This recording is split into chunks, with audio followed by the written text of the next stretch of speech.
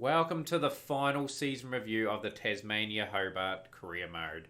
First of all, we'll go over the results, then we'll break it down into the all-time teams. But I thought I had to go through a lot of footage to be able to give us the all-time teams and to see what the records were broken as well. So let's start with the season that we've just completed. We obviously finished third in the Sheffield Shield, a positive finish. Would have loved to have made the final and added to my 3 titles that I did win over the career. The One Day Cup, better performance. We made the final. Incredible good run towards the end of that. So let's go to the 20 over trophy here. And we finished 7th, but we could have made it if we'd just been a little bit better. We could have beaten Perth and Adelaide. We lost 2 very narrow games to those 2 sides, and we could have had a record of 8 wins and 6 losses. That's how decent I thought we were this year. But unfortunate. To the player records for the season, and there's a few standouts here immediately for the current year. I thought Hughes was really good. Future captain in the making, actually. 959 runs at 63.93. It's only an unfortunate thing that the career mode ends now. So it would have been interesting to see how his career developed. Sharp was good, 42.05 for 841 runs. Horn, Winters and Rooney, veterans on the side, but they provided a lot of value this season with their batting. Like Rooney was batting in an unusual position at 5, it really suited him. And we opened up with Winters because Spence wasn't really performing. Madden, 480 runs at 80, was really good as well. Delaney chipped in with good runs here and there. Rickman played a bit for Australia, so did Matt Matthew. But overall, getting third with that was pretty decent. Now we'll move to the wickets. Matt Matthew really led from the front. Along with Doug Rickman, they tore it away. Franks was good. I thought Hitchcock was okay as well. Delaney, of course, chips in with wickets here and there. That's how he bowls. Rudder was a disappointment. And so was Monday, to be honest, as well. I wanted more value out of Monday. So that's probably why we finished third. Just the first 4 bowlers were really good. Just that 5th bowler that we really needed just didn't get us enough wickets to get through. So now to the really impressive part of the year for the side was getting to the final. Ryan Hughes got that big score. So did Horn. I remember that game really well. They both... Horn got a massive score, I believe. We'll just have a look at his season. No, he got 85. He got 350s at 45 point thing. He got a big score on the first class stuff. But just looking at Rod Hughes, 59.20, 200s and 250s. But yeah, the batting was really good when it mattered. Like we posted some big scores in that quarterfinal and semi-final when we really needed. We didn't look like we're going to get past the quarters as what our seasons usually look like. But credit to the guys, they really did well there. And the wickets were okay. Rudder, 17 wickets, 33.4. Played a little bit for Australia as well. 13 wickets at 29.38. Pick of the bowlers, Doug Rickman in the one-day comp. Monday, 10 wickets at 37.6 was okay. Just Franks, Matthew, Hitchcock and Delaney, just really couldn't get us enough wickets. And we probably needed them in the final to get us some decent results. But overall, really happy with how the one-day comp went this season. Now to the Hobart Hurricanes for their current year. We had a decent season. With the Bangladesh Wasim Razak, 477 runs at 39.75. Done a useful job with the ball towards the back end of the season. Beckett was okay when he was there. Cole was good up front. Colin was solid. Townsend, good value as well. Hughes was a huge disappointment. Had a lot of hype around him, especially with his first class one-day form for Tasmania. Thought he would have been in a great pickup, but just failed, unfortunately. Williamson brought him in, didn't do much. Moss was incredibly disappointing. So was Gregory.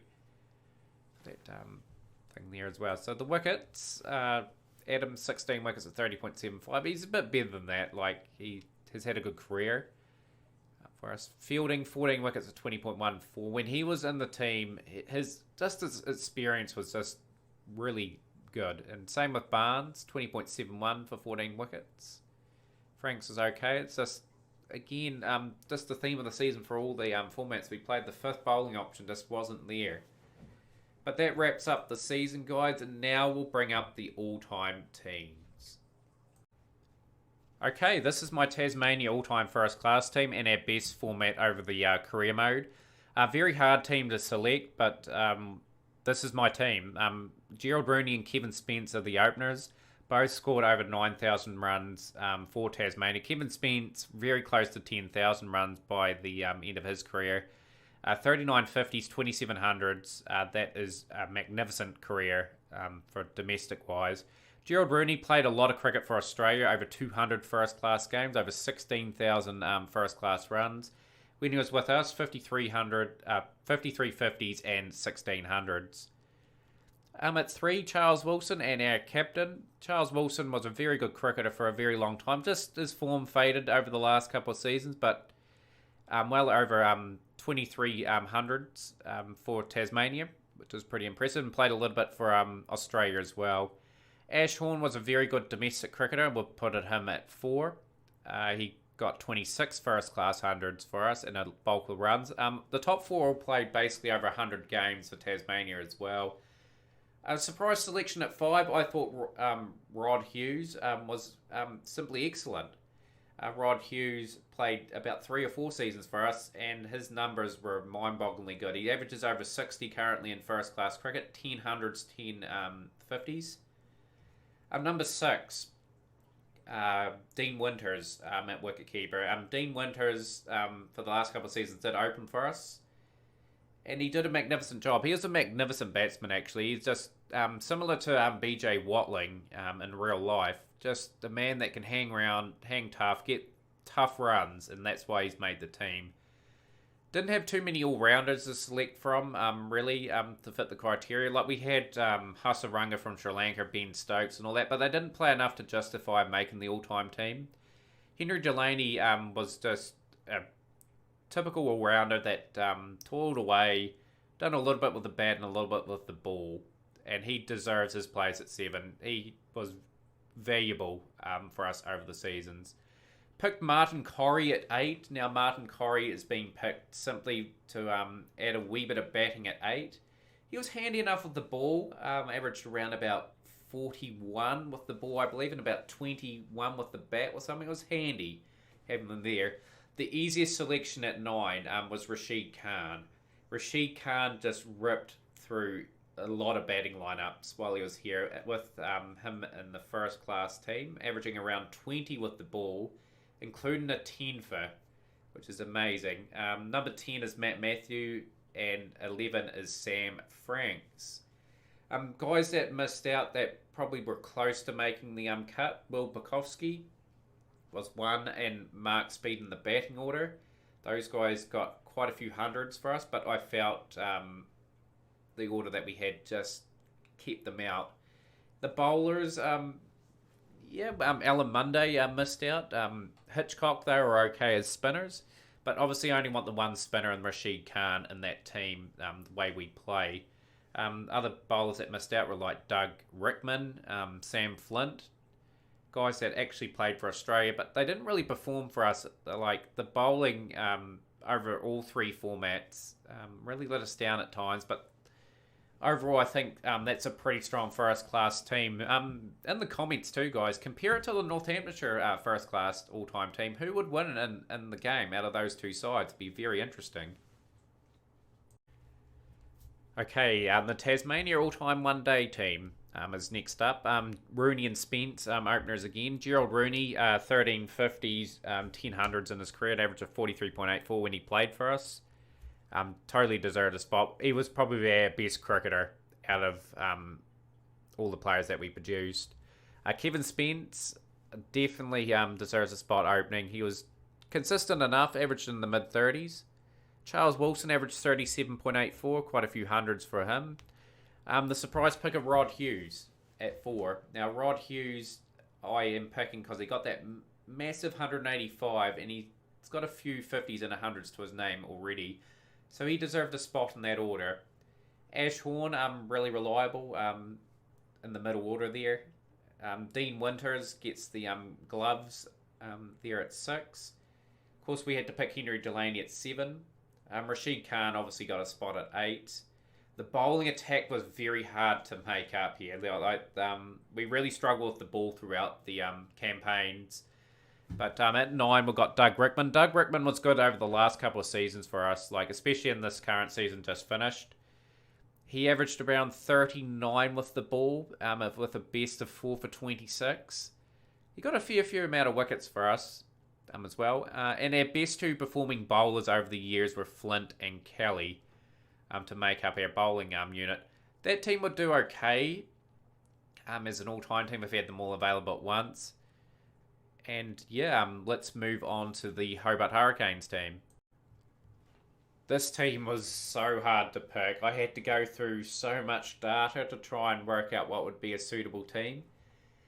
And yeah, it's a very interesting lineup. We picked Ben McDermott to open up with Dan Cole. Ben McDermott was in the team for a long time. Played a lot of cricket for the Hobart Hurricanes. He deserved a spot opening with Cole. Dan Cole was okay. Like, his statistics say he was better than Saunders and Spence. So he got the role at 2.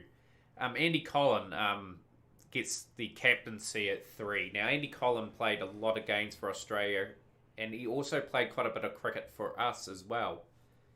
And he had about 29 50s, I think, for his whole career for the Hobart Hurricanes. Number 4 was an interesting pick. I went with Darcy Short. The reason why I've gone with Darcy Short is because he wasn't too bad. He under-delivered for us when he was here, but he offers that all-round spot where he can bowl a bit of spin. And that's why he gets a spot at 4. He certainly was one of our better cricketers over the years. Number 5, Will Pucovski. Now, Will Pucovski had a really good career for us. 26 50s and 100. Mitch Townsend, when he was available, was good for us as well. He will take the gloves. It was a shame with Mitch Townsend as well. I was really rapt how he performed in the first Sheffield Shield final that we had with him. But unfortunately, we couldn't hold on to him. I was quite fortunate I had Dean Winters, though. But one that I let slip was Mitch Townsend. Number 7, when we had Sam Curran available from England, again, just delivered really solid results. We put Jofra Archer at 8 when he was also available from the England setup. He offered us some really good performances. Simon Barnes at 9 really deserves a spot. Now, Simon Barnes got over 190 wickets for the Hobart side, an average of 23. Martin Adams is number 10 as well. Martin Adams only played for Hobart, didn't play any other domestic cricket, but for the games he played, he averaged around 23 as well. And to round off the team was the ever consistent Ben Fielding, one of our better cricketers that we produced in this Hobart Hurricane side. So many players missed out as well. Like we've had Jasprit Bumrah over the years, Mitchell Stark. I just felt they didn't do enough to warrant a spot, and these guys that were more consistent performers deserved a spot on the side. Other players that missed out were Larry Beckett. Larry Beckett played so many games, but the thing is, most of the T20 games that he played were for Australia. He only played about 29 games for us in general. That's just to name a few. There are probably a few cricketers that probably almost deserved a spot in this team. But overall, I'm happy to win one Big Bash title. We were down and out at some stages when we were pretty limited with our budget. But overall, I thought we delivered enough performances there. So that rounds up the all-time teams, guys. Let's look at the records that we broke. Rightio, guys. Here's some of the records that Tasmania broke, of course, over the career. We broke the highest total score. We got 713 against Queensland in Brisbane, 2034. Rooney with 326 against Western Australia in 2021. Rashid Khan, 10 for 61, 2024. I think that game was even on an episode.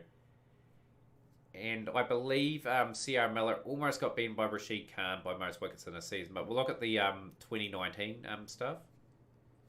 And our lowest score was against Victoria, 73. And Rashid Khan, best bowling in a match. Rashid Khan was just an incredible signing. And obviously most runs in the season. Spence, 1,238. Of course, Spence would probably get that sort of record just due to the fact he was that consistent. And so was Rashid Khan with 67 wickets there. So that was the records for the first class stuff. The one-day stuff. 422 versus Queensland in 2034. That was the season, I'm pretty sure. And our lowest score was against Western Australia 2014. We didn't play that season.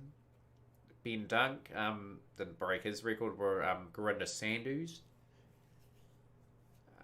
Most runs in the season. I haven't heard of MG Dighton. Were Geeves. I haven't heard of them too. Let's go to 2019. 116 was their last score. At least we didn't get rolled for under 100 in the one day stuff. Hughes with that really impressive 185 against New South Wales. That was a really good innings from him, from Rod. A 6 for 39 from Billy Stanlake. Oh, jeepers. Oh, Billy Stanlake didn't really fire for us over the years. I think that was the same season. Yeah, he got 16 wickets in that one. So he had one really good season for us. 515 runs for Hughes was the top for us. And that was the recently completed season. Oh, wow. Okay, we'll go to the Hobart Hurricanes now. I think that will pop up. Okay, it's not going to pop up. 20. Can't go to that one. Okay, 2020 stuff. Will it allow me to go there? It won't. Okay. That will be pretty much it, guys, for the career mode. I would have loved to have seen what records we've broken there. Surely it's there. I just have to probably look thoroughly to see if we can get that to pop up. It may pop up in domestic tables. We click the teams, group stages, Hobart. Oh, here we go. We've got the records that we potentially broke. Highest total was 236 against the Melbourne Stars. Lowest total 55 in 2020. Darcy Short didn't even break his 122. Tino Charles. Tino Charles was a name that got very close to making the all-time team.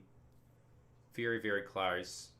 But I picked Curran and Jofra Archer because they were just a bit better with the bat. And he was a bit better than the ball than the other two, but just the all-round role was very important to me to have both Curran and Archer there. But decent statistics from Tino Charles. 36 wickets the most in the season there too. 2019, a couple of the records there. Will Bukowski, 108. Didn't get too many hundreds in the career for any player, but he was against the Melbourne Renegades. 511 runs for Andy Collin there. Any partnership broken? Yes, we did. We broke one in the middle. Bukowski and Saunders.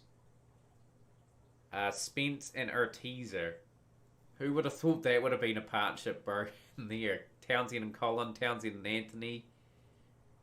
Barnes and Townsend, Meredith and Stark, Flint and Beckett. Some really interesting partnerships broken there. But now that we'll wrap up the episode, guys. Hopefully you enjoyed the Australian career mode. Now, I don't know when this will be uploaded. This is being recorded in the middle of March. So I suspect it'll be up in the middle of April. We may have enough time to do the end of career. Just depends how quickly I get the episodes up. But hopefully you enjoyed the career mode. And we will see you for either Cricket Captain 2020 or for the Indian career mode for 2019.